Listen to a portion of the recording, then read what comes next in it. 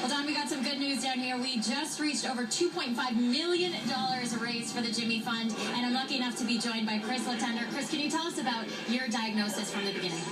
I was diagnosed with T-cell lymphoblastic lymphoma and leukemia in January of 2011, stage 4.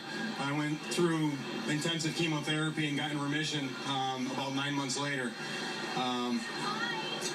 Last May, I found out that the cancer had came back, both of them, and it was stage 4 again. And my doctor in Springfield told me that I had no choice other than to get a stem cell transplant. That regular chemotherapy would maybe work temporarily, but wouldn't do a permanent fix for me. So he recommended that I go see Dana Farber and see Dr. Anton and his transplant team. And I saw them right away, and we pretty much immediately began doing outpatient chemotherapy, which didn't work. Then they admitted me for a month, got me in remission, and as I got out, I got a phone call from Dana Farber telling me that my brother was a perfect match for the stem cell transplant. Actually bringing Nathan and Jack to their baseball game, I had to pull over to the side of the road, and I told them, and all three of us were just emotional in the truck as we were on our way to their game. It was just, the chances of him being a match were slim, and to be a perfect match, it was crazy. Then now that I was in remission, I had to get the transplant, so I had to get admitted again for another month.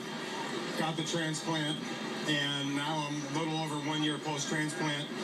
Back to work, back to scuba diving, what I love to do, and I couldn't have done any of it without my wife, Shelly, and my 2 boys for hanging in there with me.